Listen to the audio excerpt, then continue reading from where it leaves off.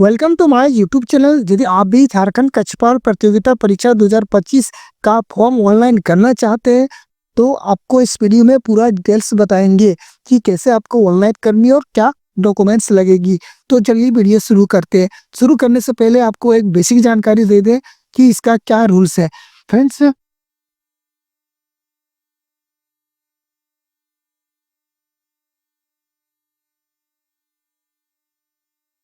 Basic जानकारी की बात करें तो फ्रेंड्स, यहाँ पे आप देख पाएंगे मिनिमम एज जो रखी गई है 18 साल के व्यक्ति इसको भर पाएंगे और मैक्सिमम 25 साल। इससे ज़्यादा हो गया होगा तो आप इस फॉर्म को नहीं भर पाएंगे। इसमें पोस्ट की बात करें तो 1733 पोस्ट है टोटल। और इसमें फीस की बात करें तो जनरल ओबीसी ईडब्ल्यूएस के लिए 100 रुपया, एसटी एससी के लिए 50 रुपया रखी गई है। चलिए बात करते हैं कि सिलेक्शन किस बेसिस पे होगा। सबसे पहले रिटन एग्जाम होगी, पीएटी पीएमटी टेस्ट होगा, डॉक्यूमेंट वेरिफिकेशन होगा और मेडिकल एग्जामिनेशन होगा। क्लियर है कुछ बेसिक जानकारी। अब चलिए बात करते हैं कि इसको ऑनलाइन करना कैसे है। तो इसके लिए फ्रेंड्स सबसे पहले आपको गूगल पे आनी है और लिखना होगा JSSC।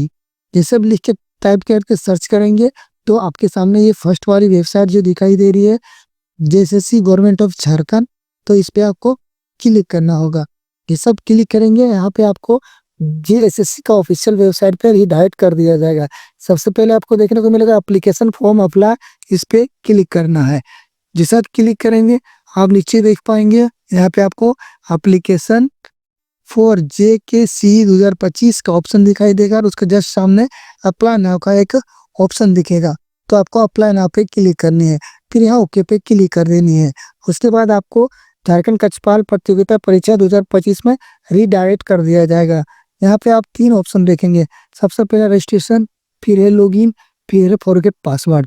रजिस्ट्रेशन उसके लिए जो फर्स्ट टाइम कर रहे हैं उसको रजिस्ट्रेशन करना होगा, यानी कि फर्स्ट बार कक्षपाल की फॉर्म यदि आप भर रहे हैं तो। लॉगिन उसके लिए जो पहले भर चुके हैं, फोटो या पेमेंट नहीं कर पाए तो वो पुनः यहाँ से लॉगिन करके अपना काम करेंगे। फॉरगेट पासवर्ड उसके लिए जो पासवर्ड भूल चुके हैं। तो चलिए रजिस्ट्रेशन करके आपको दिखाएंगे।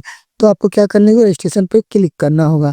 उसके बाद यहाँ पे आप देख सकते हैं सबसे पहले रजिस्ट्रेशन, एप्लीकेशन, फिर थर्ड में पेमेंट, फोर्थ में फोटो सिग्नेचर, फिर आपका कंप्लीट होगा। ये टोटल 5 चरण में आपको फॉर्म को कंप्लीट करना है।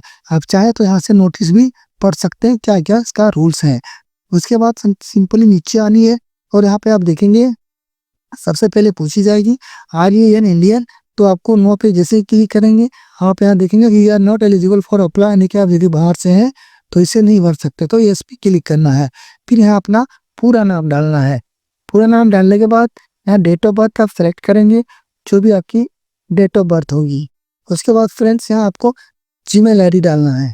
जीमेल आईडी डालने के बाद यहाँ जनरेट ओटीपी फॉर ईमेल करना है। फ्रेंड्स मैक्सिमम लोगों का यही फंस जाता है फॉर्म, कारण ये है कि जीमेल में ओटीपी नहीं आता है। तो इसका सॉल्यूशन क्या है कि आप देखेंगे बहुत सारा पुराना जीमेल में जल्दी ओटीपी आ जा रही है और नया जीमेल में ओटीपी आने में कभी कभी लेट करती है। और दूसरा केस ये हो सकता है कि जब आप ऑनलाइन कर रहे हैं तो सर्वर का इशू होगा तो आपको ओटीपी रिसीव नहीं होगा। लेकिन जब आप ईमेल आईडी डाल के ओटीपी सेंड करेंगे तो आप स्पैम में जरूर क्लिक कीजिएगा। क्या है कि वहाँ ओटीपी आपको देखने को मिल जाता है। फिर यहाँ फ्रेंड्स आपको मोबाइल नंबर डाल के जनरेट ओटीपी करनी है और सिंपली ओटीपी डाल के वेरीफाई कैप्चा डाल के सबमिट टू रजिस्ट्रेशन करना है। तो चलिए करते हैं। Are you an Indian citizen, तो यस पर क्लिक करेंगे। फिर यहाँ पे देखेंगे नेम ऑफ कैंडिडेट, तो यहाँ आपको पूरा नाम डाल लेना है।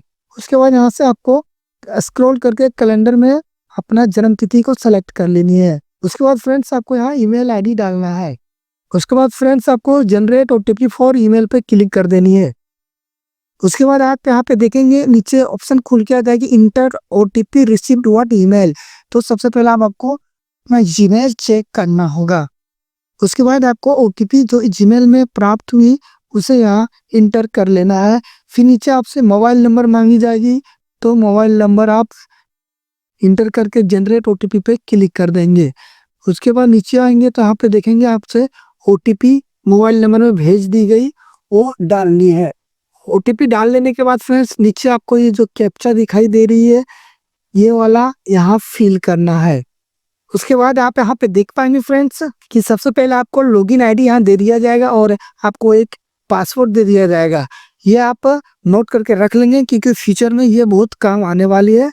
और सबसे पहले आप यहाँ पे देखेंगे, congratulation your registration successfully, note down your login ID and password and re login again, या you can proceed directly to application form by clicking below the process button. यानी कि आप चाहे तो री लॉगिन बाद में कर सकते हैं, या तो डायरेक्ट यहाँ प्रोसीड पे क्लिक करेंगे तो आपको लॉगिन कर दिया जाएगा। लॉगिन होने से पहले फ्रेंड्स आप इसे फोटो खींच के जरूर रख लें। तो चलिए प्रोसीड पे क्लिक करते हैं। कुछ इस तरह का इंटरफेस दिखेगा। यहाँ सबसे पहले फ्रेंड्स आपको दिखाई देगा कैंडिडेट का नाम जो कि आप पहले डाले थे, फिर उसका डेट ऑफ बर्थ, फिर उसका जीमेल आईडी, फिर उसका मोबाइल नंबर, फिर नेक्स्ट चालू होती है, फिर क्वेश्चन यानी कि जो आपको फिल करनी होगी, जैसे कि are you local resident of Jharkhand, क्या आप झारखंड का स्थानीय निवासी हैं? यदि है तो आपको एस क्लिक पे क्लिक करना होगा। जैसे कि आपको दिखा दे कि यहाँ एस पे क्लिक करना होगा। यही आप एस पे क्लिक करेंगे आपके सामने बहुत सारा ऑप्शन खुल के आएगा। बहुत सारा ऑप्शन क्या है, जैसे कि आप यहाँ पे देख पाएंगे, सबसे पहले रेसिडेंट डोमिसाइल सर्टिफिकेट का नंबर मांगी गई, यानी कि आपकी स्थानीय प्रमाण पत्र की नंबर। स्थानीय प्रमाण पत्र issue authority CO SDO DC कहाँ से इशू हुआ वो यहाँ डालना आपको। सर्टिफिकेट डेट ऑफ इशू यानी कि कब इसे जारी किया गया था। सेलेक्ट हुआ डिस्ट्रिक्ट ऑफ लोकल रेसिडेंस से, यानी कि आपका जो जारी हुआ वो किस जिला से हुआ, ये सेलेक्ट कर लेनी होगी। फिर नेक्स्ट आएंगे तो आपको देखने को मिलेगा, फिर यहाँ आपको देखने को मिलेगा रिजर्वेशन कैटेगरी। रिजर्वेशन कैटेगरी में जैसे आप क्लिक करेंगे तो यहाँ पे आप देखेंगे अनरिजर्व। जैसे आप अनरिजर्व पे क्लिक करेंगे आपसे कुछ एक्स्ट्रा डिटेल्स नहीं मांगी जाएगी। लेकिन रिजर्वेशन कैटेगरी में जैसे आप कोई और चीज चुनते हैं, जैसे कि BC2, BC1, ST SC economically weaker section, ये चीज किसी भी सिलेक्ट करेंगे तो आप सब देख सकते हैं यहाँ आपको सबसे पहले मांगी जाएगी caste certificate number, caste certificate issue authority का नाम, सर्टिफिकेट डेट ऑफ इशू, ये मांगी जाएगी फ्रेंड्स। तो आप अपने अनुसार से देखेंगे कि आप किस कास्ट में आते हैं और आपकी कौन सी कैटेगरी है, उसके अनुसार से चुन लेंगे। यदि आप ST ST OBC EWS select करते हैं तो आपको पहले जाति प्रमाण पत्र बना लेनी होगी। आगे बात करते हैं तो यहाँ पे आप देख पाएंगे, do you belong to the dependent of the Jharkhand statehood movement. इसका मतलब देख सकते हैं फ्रेंड्स, क्या आप झारखंड राज्य स्थापना आंदोलन के आंदोलनकारियों के आश्रितों में से हैं? यदि आप वैसा होंगे तो यस कर देंगे, नहीं तो नो करके आगे बढ़ेंगे। फिर नीचे आएंगे फ्रेंड्स तो यहाँ पे आप देख पाएंगे, are you from home guard ex serviceman. यदि आप हैं तो यस करेंगे, नहीं तो नो करेंगे। जैसे यस करेंगे आपको डिटेल्स मांगेगी होम गार्ड या जो भी है। फिर नीचे आएंगे, are you eligible under sport quota, क्या आप खिलाड़ी हैं? है तो यस करेंगे, नहीं तो नो कर देंगे। जेंडर में आपको जेंडर सेलेक्ट कर लेनी है। फिर नीचे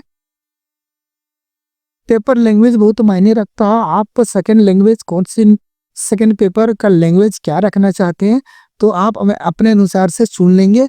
बहुत सारी लैंग्वेज दे दी गई, कोटा, संथाली, सारा चीज, संस्कृत, नागपुरी, जो आप रखना चाहते हैं अपने अनुसार से रख लेंगे। चलिए हिंदी रखते हैं। अब चलिए इतना कुछ कर लेने के बाद आपको फाइनली सेव एंड नेक्स्ट करना है।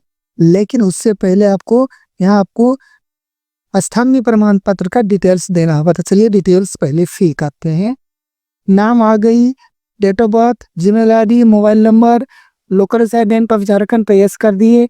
यहाँ पे अपना स्थानीय प्रमाण पत्र का नंबर डाल दिए, कहाँ से इश्यू हुआ STO वो डाल दिए, सर्टिफिकेट डेट ऑफ इशू डाल दिए, select your district of local resident ग्रेडी कर दिए। रेसिडेंट कैटेगरी में फ्रेंड्स BC2 है, BC2 का सर्टिफिकेट नंबर डाल दिए, सर्टिफिकेट इशू अथॉरिटी का नाम डाल दिए, सर्टिफिकेट डेट ऑफ इशू का डाल दिए। फिर यहाँ अपने अनुसार से सेलेक्ट कर लिए। तो आप भी अपने अनुसार से यहाँ सेलेक्ट कर लेंगे जैसा कि हम वीडियो में बताएं। उसके बाद सिंपली सेव एंड नेक्स्ट पे क्लिक करना है। जैसा आप सेव एंड नेक्स्ट पे क्लिक करेंगे तो यहाँ पे आप देख सकते हैं सबसे पहले यहाँ आपका फुल नाम दिखाई जाएगा, date of birth, father's guardian का नाम अभी आपको डालनी होगी, मदर्स का नाम डालना होगा, शादी की स्थिति डालनी होगी, शादी हुई या नहीं हुई, आपका आधार नंबर, आइडेंटिफिकेशन मार्क्स 1 और 2 वाली के बॉडी की 2 पहचान चिन्ह आपको यहाँ डालनी होगी। उसके बाद फ्रेंड्स ये पेज में इतना ही है। उसके बाद सिंपली आपको सेव एंड नेक्स्ट करना होगा। तो चलिए फटाफट फिल कर लेते हैं। तो यहाँ पे आप देख सकते हैं आइडेंटिफिकेशन मार्क्स 1 2 दोनों भर लिए, आधार नंबर डाल दिए हैं। और यहाँ आपका यदि शादी हो गया है, मैरिड पे क्लिक करेंगे तो आपको पत्नी का नाम डालना होगा। सिंगल पे क्लिक करेंगे तो आपको पत्नी का नाम नहीं डालना होगा। फिर यहाँ पे आप देख सकते हैं पिता का नाम और माता का नाम दोनों इंटर कर लिए। आप सिंपली सेव एंड नेक्स्ट पे क्लिक करेंगे। जैसे आप सेव एंड नेक्स्ट पे क्लिक करेंगे तो नेक्स्ट पेज में आपसे परमानेंट एड्रेस पूरा मांगी गई है, city, state, district, pin code, फिर करस्पॉन्डिंग एड्रेस मांगी गई है। लेकिन यदि आपका दोनों सेम है तो इस पे क्लिक कर देंगे तो ऑटोमेटिक नीचे वाला फिल हो जाएगा। फिर उसके बाद फ्रेंड्स सेव एंड नेक्स्ट करेंगे। तो चलिए पहले एड्रेस भर लेते हैं। स्क्रॉल करके यहाँ अपना जिला सेलेक्ट करेंगे, उसके बाद अपना एरिया का पिन कोड डालेंगे। मेरा दोनों सेम है तो इस पे क्लिक कर देंगे। देख सकते हैं ऑटोमेटिक फिल हो गई। अब सिंपली सेव एंड नेक्स्ट पे क्लिक करेंगे। तो अब नेक्स्ट पेज में फ्रेंड्स आपको 10th क्लास का डिटेल्स मांगी गई है। 10th क्लास में क्या डिटेल्स मांगी यहाँ पे आप देख सकते हैं। 10th मैट्रिकुलेशन का डिटेल्स में पासिंग ईयर, बोर्ड यूनिवर्सिटी का नाम, कितना मार्क्स लाए, कितना मार्क्स का था और कितना आप लाए और क्या परसेंटेज है, और सर्टिफिकेट नंबर मांगी गई। सर्टिफिकेट नंबर आप अपने सर्टिफिकेट में देख के डालेंगे। यदि नंबर नहीं पता तो सीरियल नंबर भी डाल सकते हैं। एक चीज यहाँ आपको ध्यान देनी है फ्रेंड्स कि यहाँ मैक्सिमम मार्क्स पूछी गई, कितने मार्क्स से थी और कितने मार्क्स लाए और कितना परसेंटेज है। ऐसी स्थिति में जो बच्चे सीबीएसई या किसी और बोर्ड से जिनका सीजीपीए होगा, ग्रेड में होगा, तो उनको क्या करना, पहले अपना मार्क्स को, अपना सीजीपीए या ग्रेड को कन्वर्ट कर लेनी है फुल मार्क्स में, और फिर ऑब्टेन मार्क्स में, दोनों कन्वर्ट करके यहाँ लिखनी है। तो चलिए हम जेसी का डाल रहे हैं तो ये ऑलरेडी परसेंटेज में रहता है तो परसेंटेज में डाल रहे हैं। तो जैसे कि यहाँ पर देख पा रहे हैं 500 मार्क्स की रहती है, मार्क्स जो लाई गई है वहाँ लिख दिए, परसेंटेज ऑटोमेटिक कैलकुलेट हो जाएगी। फिर यहाँ सर्टिफिकेट नंबर आपको डाल देनी है। नंबर डाल देने के बाद friend simply save and next पे क्लिक करना है। फिर यहाँ आपसे पासिंग ईयर पूछा जाएगा तो यह पासिंग ईयर डालना ना भूले फ्रेंड्स। यहाँ पे आप देख सकते हैं जो लड़का या लड़की 2018 में बोर्ड पास की होंगी वो इस फॉर्म को भर सकते हैं।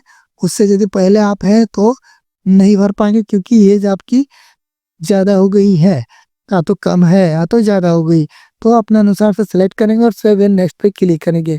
उसके बाद आपको कंफर्मेशन आएगा, पूरा डिटेल्स आपकी दिखाई जाएगी।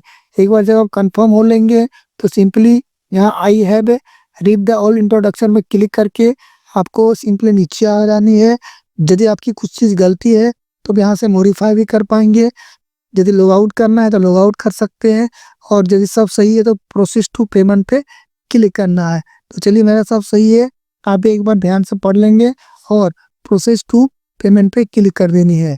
प्रोसेस टू पेमेंट पे क्लिक करेंगे तो यहाँ पे आप देख सकते हैं ऑर्डर नंबर यहाँ दिखाई नहीं दे रहा है, कारण है एक्चुअल फी 100 रुपया है। ये आपको पहले बता चुके हैं। कारण क्या है देखिए, the payment link will be available after 7 January 2024। Please visit the portal after that and complete the payment activity for further activity. यानी कि 17 जनवरी के बाद आपको पुनः इस पर विजिट करनी है और अपनी पेमेंट पे करनी है। पेमेंट पे करने के बाद डॉक्यूमेंट अपलोड करनी है और फाइनल सबमिट करने दी है। तो फ्रेंड्स अभी ये ऑप्शन पे करने का नहीं दे रहा है तो हम आगे पे नहीं कर पाएंगे, लेकिन जैसे ही ये पे करने वाला ऑप्शन आती है हम आपको कैसे पेमेंट करना और कैसे अपलोड करना है, कितना एमबी में क्या साइज रहेगी, वीडियो बना के देंगे। तब तक के लिए मेरे चैनल में आप नए हो तो कृपया सब्सक्राइब जरूर कर लें।